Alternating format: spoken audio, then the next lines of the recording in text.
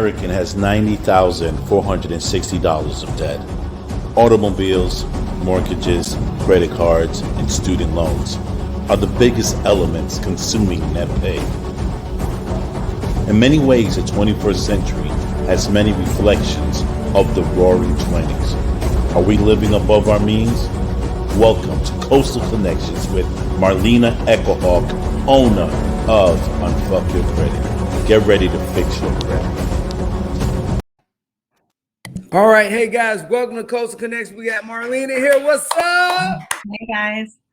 Hey guys, so we're here today to talk about credit, which is like all near and dear to all of our hearts. And and one thing is we got Marilena here to kind of help us navigate this, with most college kids having massive amounts of debt when they graduate, with adults dealing with divorce, with adults dealing with just different things, losing that job and having to make the difference up. We're going to just tap into Marilena's brain and see if we can get some knowledge. And, me and Mike G, we are all about, saving our money. Ain't that right, Mike?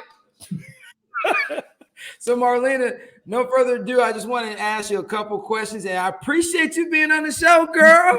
Thank you for having me. Hey, you used to be a female bodybuilder pro, and you worked in the banking system. So what made you, I realize as a pro bodybuilder, it's taxing on the body, and over the years, you finally say, okay, I want to eat a cheeseburger, but you look great. And then, and the other thing is you actually worked in the banking system. So you got a firsthand knowledge of people's struggles financially. So kind of give everybody like where you're from, your journey. And I know you speak Italian, so I may pick on you. I'm just joking. And I'll get all embarrassed. I know. Just give everybody a little bit of your journey, and then we're going to get into questions of how we can help these our guests, fix their credit or help themselves. Yeah, for sure.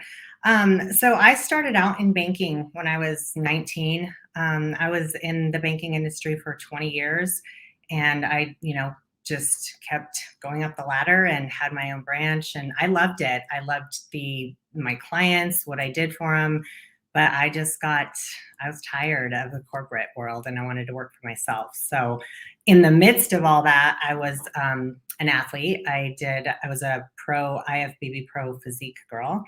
I started out in figure, and then you just it was a lot. And I have a daughter as well. So, I missed out a lot of, the good stuff with her, like eating all the time with her. But yeah, so then I decided to go out on my own. And I think I'm passionate about credit because a lot of people just don't know. And it's just the lack of knowledge out there, because they think that they're doing one thing correct and it could actually hurt their credit. So that's where we're at right now. And I love what I do. I'm passionate about it. And I, build a huge relationship with my clients, and it's a lot of fun. All right. So so let's talk about the one thing is about when I, in the 80s and early 90s, they started these companies called credit consolidation companies. And then you found out there was a little bit of fraud going on, and the end of class action lawsuits. So the thing is, when people realize, and divorce is a great one, after people get divorced and they realize they have to rack and stack their bills and everything, how you as a person, how do you advise them that not to go out and buy anything new because you're having an emotional event, but how to use, just settle down, breathe, and, kind of restructure their life? I usually don't get them while the divorce is happening. I usually get them after the damage is done. But, it's tough because they want things, split in half. One of them will say, well, I'm not going to pay. You're the one who, created this debt, whatever. I just feel like it's going to affect both of you. And my advice to people is just handle it civilly. And at the end of the day, you guys were married, and you have to pay it off, because it's going to haunt you forever. So. All right. Oh, and that you said the thing about paying it off. So what are some of the myths out there? Because some people say, I can pay late. I'll be 30 days late. It's not going to hurt my credit. But what is the truth behind, here's the best thing is, how do you get to that 700 beacon score? What are some of the key pointers that you give people to say, this is how you're going to fix your credit to get it to that score where you can do what you need to do? Well, there's a lot of factors, and, the factors are, obviously, how do you pay your credit? And people say, 30 days late, you're good, whatnot. But one 30-day late could hurt your score like 60 to 100 points. And that's huge, right? Because if you're already at a 660, now you're you're down to 600, and that's a huge difference in interest rates and all that. So not only is your payback, but what your variety. So if you have just credit cards, loans, how long you've had it. So if I have all brand new credit, I just went out and got a bunch of credit cards, I'm going to look like more of a risk than somebody who's had established credit for years. And that's how lenders look at it. And then also your utilization. And, utilization is huge because people are like, they have a $5,000 limit, they have it maxed out. That kills your credit score. The key number is to keep your balances below 10% of your limit. So if you have a $5,000 limit, you want that under $500. Doesn't mean you can't use it, up to 5,000, but the day, and this is the key to it too, is a lot of people don't know this, but the day they report it to the credit bureaus, which is different than your due date, is the day that you want that balance below the 10%. And all you have to do is call your credit card company and say, hey, when do you guys report to the credit bureaus? And they have to tell you. It's usually like 5 days after your due date. Wow, I did not know that. Mm-hmm. So wow, I did not know that. That's some good information. Because I think the one thing is I constantly look at even my own credit and trying to keep it, up there where it's supposed to be so I can buy things or if I have an emergency or whatever I need. But, there's nothing in the school systems. There's nothing in the systems that teach anyone about credit. And I don't understand why. It's because even from the 1920s all the way to now, we have based almost everything on the credit rating that people have, and we don't have any system. So what do you think that we realize that credit's so important, but we don't educate people on it? Well, I try to tell parents, with my daughter and my parents, they taught me, they didn't know the ins and outs of credit, but they taught me how important credit would be in your life because, a lot of people are like, well, I'll just use cash. I don't need credit. But at the end of the day, someday you're going to have to buy a home. And, if you have 300, 400, 500,000 to purchase a home, then great. You won't need it, but most people don't. And I try to tell people who have kids graduating high school, get them a joint credit card, let them use it. You're the primary. By the time your kid gets out of college, they're going to have over a 700 credit score. But you can monitor what they're doing. You make the payments, all that. So that's the way you start your kids' credit. And by the time they get out of college, they're going to have great credit and they're going to know how to use it. Whoa, that's on point. So Mike, you got anything, man? While you over there flashing the screen? Well, I don't know. I just, I'm just sharing the beautiful website, I may say. But question. So I'm not a credit guru. You are. So why from the 60s to now, the complexity has increased? Do you think? Why is everything so complex now? Like you just said, which, I respect the information. It's dope. It is facts, of course. But you got to have 500. Even if you have 5,000, you can't spend the 5,000 to 2,000 and this and that. So why is it such a seesaw thing, in your opinion? I wished I knew that answer. It's really like you can use your credit, right? But they want to see that they want to see that you have the ability to pay it back and not like on credit cards, for instance, if you use it all in 1 month, if you have 5,000 and you use that whole thing, pay it down. Don't keep that balance because that just keeps you at a credit risk. It gets your debt to income higher, right? And if I go try to get a home loan, all these payments, I'm not going to get approved because of my debt to income. So, it's the way the lender looks at it. Are you a risk or are you not a risk? Are you continuing to go get more credit and getting more debt, or are you getting more credit and paying things down? So that's kind of how they look at it, which, if you were to loan somebody money, what would you look at in order to say, yes, I'll give you this money? That's how lenders look at it, right? Are you comfortable giving somebody that money knowing that they're going to repay you back? Well, I'm a little upset because here's my problem with credit. And I don't know if everybody else is feeling, but this is where I'm upset, Marlene, is when I pay off a credit card and I no longer want that credit card. I don't ever want to use it again. And this is what happened to me. I paid off like 3 credit cards, shredded them, closed the account. My freaking credit score dropped. Are Yeah, you that's the kidding thing. me? You don't ever want to close it. You keep it there. If you don't have the willpower, not you individually, but like if the person does not have the willpower to not use that credit card, cut it up, but keep it open. And my advice to people is because you want the credit limits there, because basically that gives you a bigger amount for your 10%, right? For your what you want to be under for credit utilization.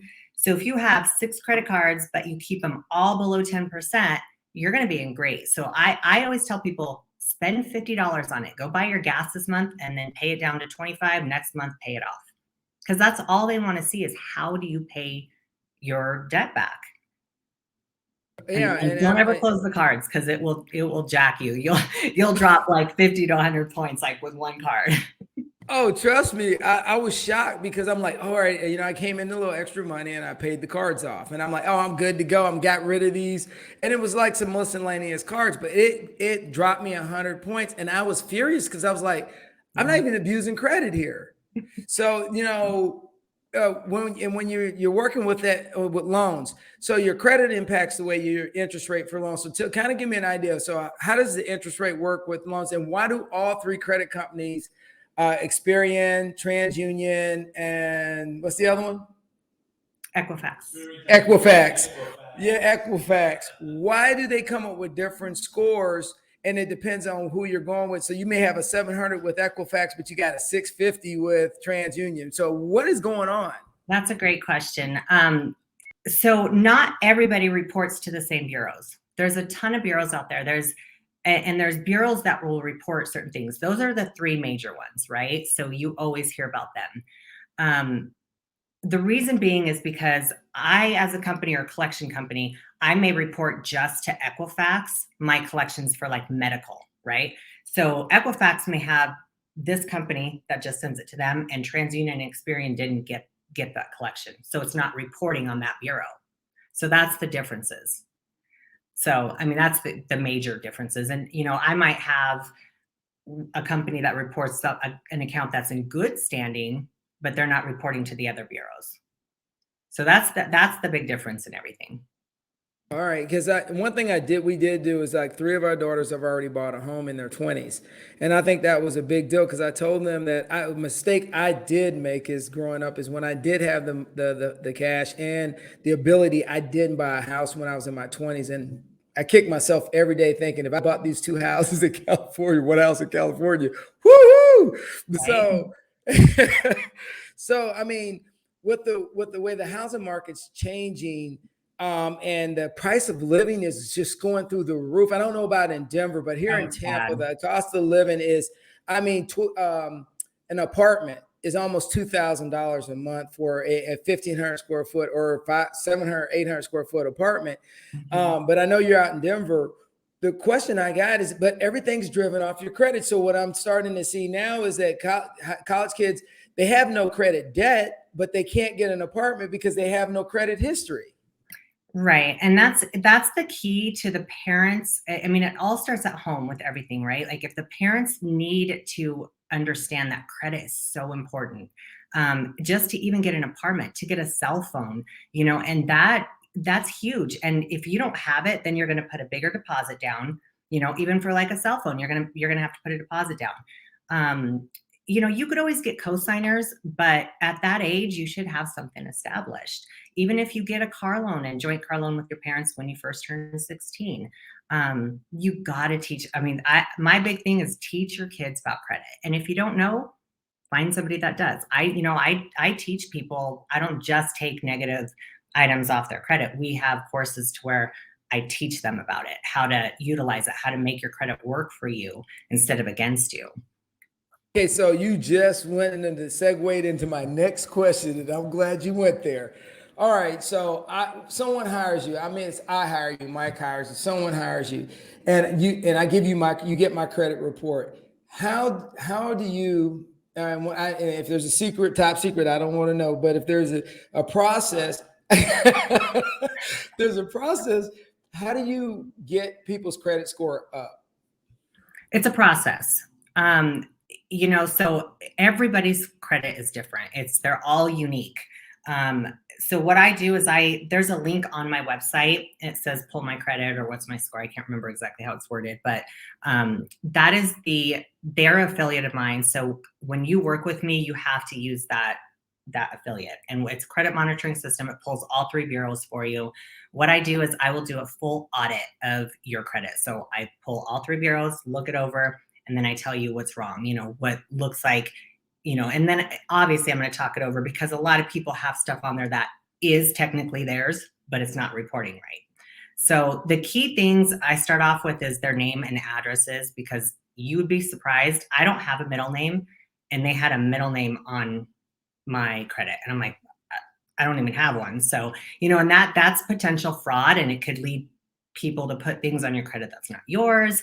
So it's a process. I just have to go through everything and talk with my client, see what's theirs, what happened. We really get to know each other. And, they have to be very honest with me and tell me, if they had financial hard times, whatever it was. And then I go in and battle for them. So do you talk to the credit bureaus, or do you talk to the companies that they had the credit issue with? It depends, because if it's a credit collection on there, sometimes I have to go straight to the collections, and I don't talk to anybody. I'll write their letters, send it to them. I send everything certified. Our clients get everything back, the responses. There's laws in place for everything. So depending on how long the collection has been on there, if it's over 7 years, you can't collect. You can't sue me for the debt, and it's a statute of limitations.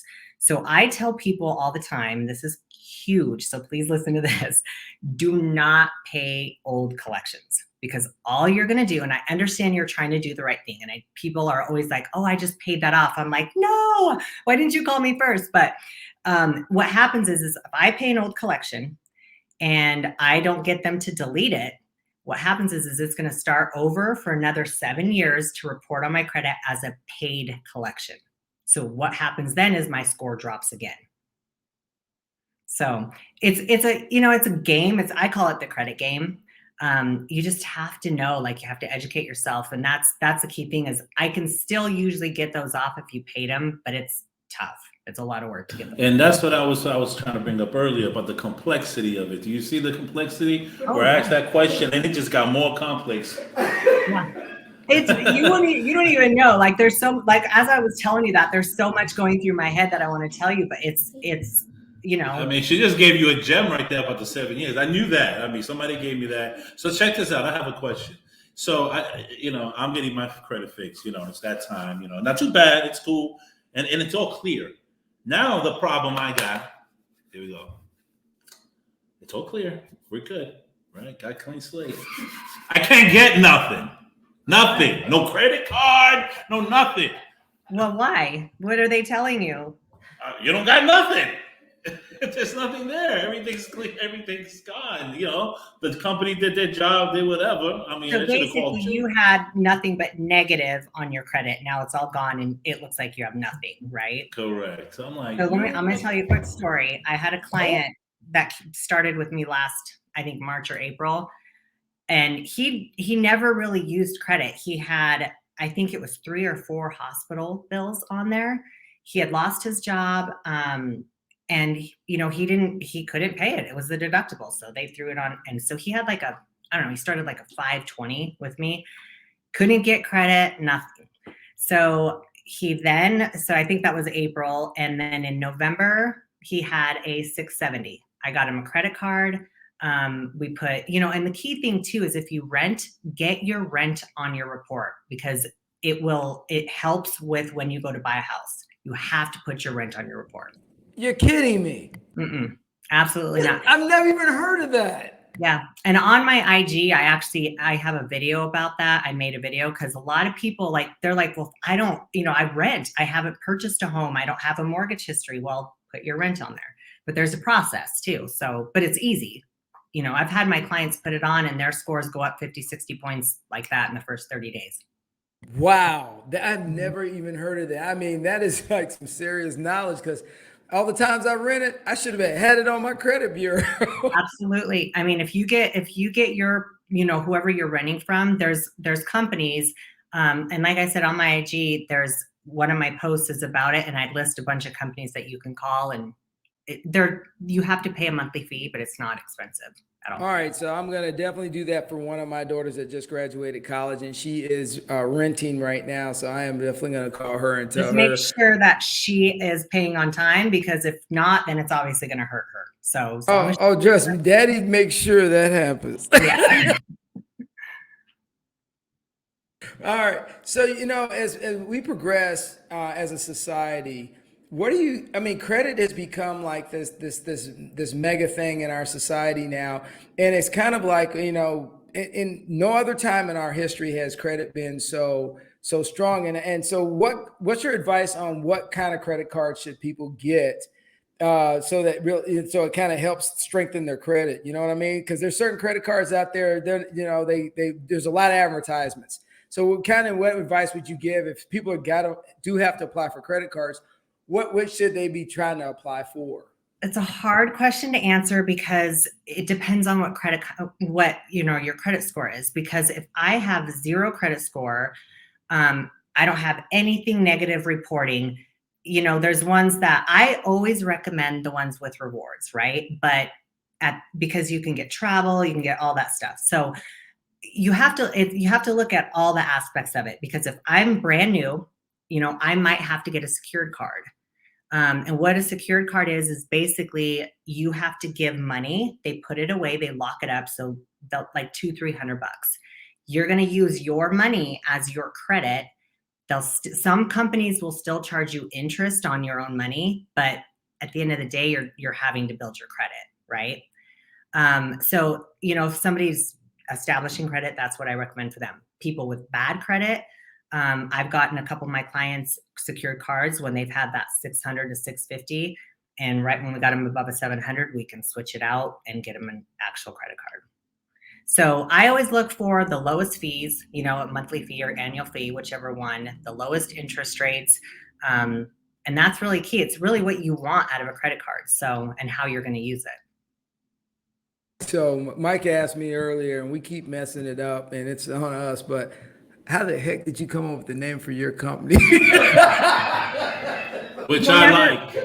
You'll never forget it, right? It's catchy. Here's why. Because I really battled with it, because I'm like, I haven't been on Google for a year. They just approved me after a year of being in business to be on Google. And it was because of the name. And I'm like, here's the thing. When you talk to somebody, just even in passing conversation, you're like, yo, I'm going to go buy a new car. And, someone says, how's your credit? Oh man, my credit's fucked, right? Like that's what people say whenever you talk to people about credit. And so I'm like, well, let me help you unfuck your credit.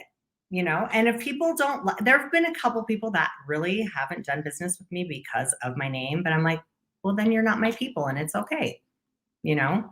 So that's how. That's a nice name, man. It's catchy. I'm sorry. And if people don't want it, like you said. Yeah. I mean, if you don't want to work with me with my name, I'm like, it's okay. They must do real work. Say unfuck your credit. Like we're gonna unfuck your credit. We unfuck you. Fuck, whatever. Ching chong chong, whatever it is. Yeah. And when you get to know me, like I'm just so chill, and people like my personality, I can vibe with anybody. And, it's not there to say a bad word. It's really just an expressive way to say, let me help you fix your credit, It's on point. It's on point. So, all right. So since before we get off of here, and you've been a great guest, we got a couple more questions. The one is, all right, what's up with the Denver Broncos? You're always at the games. So I'm going to bring it up, man. I'm going to bring it up because you post all the time. So it's so hard being a Broncos fan. Or you're a Denver fan? Would you make your mind up, Marlene? Because both times you're posting Dallas, and then you were posting Denver. I'm Dallas and Denver. I'm going to tell you this. I started liking Dallas probably when I was like, I don't know, 10. I don't ask me why. Like Denver in Texas. I'm not. No, Denver is my team. Like when we played Dallas, trust me, I was rooting for Denver. However, if they're not playing Denver, Dallas is my other team. But where are you originally from? New York or somewhere, right? Me? Yeah, where are you originally from? Okay, originally born and raised in Denver. Mm-hmm. My family's from Italy, and I was first generation here. Oh, okay. What part of Italy? It's a little town called Canzano. It's in the province of L'Aquila. All right, so is that in the north, south, or central? It's about 2 hours north of Rome. Oh, okay, nice. When was the last time you went? Before COVID? 2010. It's been a long time. Yeah, I miss the food. I used to live in Vicenza, and then I lived in Aviano, and love it. And I loved going over to Austria all the time because it was so close by. When I saw those posts, and I kept going, oh, I said, that's a house divided or a person in conflict. I'm in conflict with myself all the time, apparently. I don't know. Yeah. No, you've been a great guest, and you know what? We're gonna make sure that this gets out. We're gonna make sure people start really watching it, and we're gonna circulate it probably like 100 times, so that people really need to understand credit. Because Marilena, I think the younger generation, back when my parents were growing up, and I used to remember some of my uncles, they used to be like, I don't care, whatever. My credit score is 400. I don't care. You really can't take that attitude anymore. So if you have any advice for anybody that's going to watch this, which there will be a lot, any advice for young people or middle-aged people in their, their 20s and 30s, I guess that would be, because I'll be 57, and it doesn't matter to me because I'm just rolling. What advice would you give them going forward if they were to watch this and say, hey, this is what you really need to be focused on about your credit? Go ahead, girl. My advice is that it's affecting all aspects of our lives, because even some jobs will pull your credit. And if you don't have good credit, they don't hire you.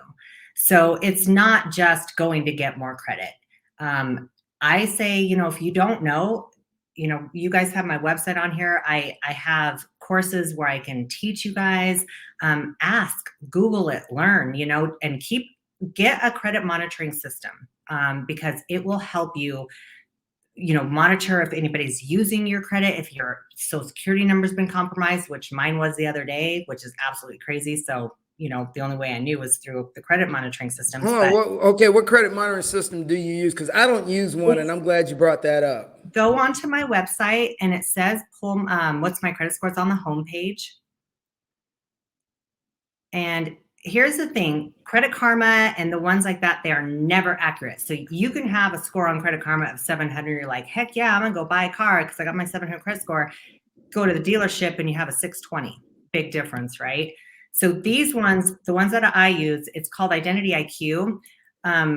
There's a discount on the one that's on my website, and it's a monthly subscription. But I'm telling you, it's so worth it, because had I not had that on my own account, T-Mobile apparently had a breach and my social security was on there. I haven't had T-Mobile for over 10 years, and it just got hacked.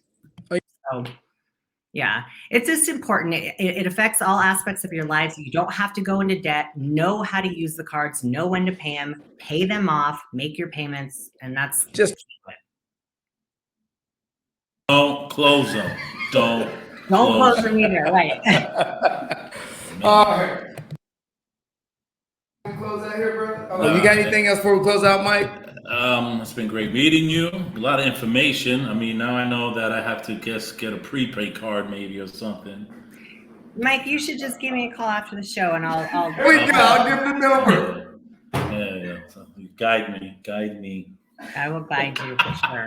But it's nice meeting you. Appreciate it. We'll Thank talk. you, guys. We'll talk. Yeah, make sure you call me. Thanks for having me. Always. I'm gonna go online and drop my credit thing in there and find out. I make sure I get some security. But as me and Mike always said, Marilena, you have been awesome. And now, did your daughter graduate college, or is she still in? She's still in college. She's at CU Denver now, and she's getting accounting degree. So she's just awesome. She can help. Yeah. All right. So when she graduate? I think she has a year left, maybe. Oh, okay. Well, hang in there. I got one about my last one's about to head off to college. I pray we can get there. But you know what? With everything, I appreciate you coming on the show. And as me and Mike G always say, keep it rolling. Thanks, guys.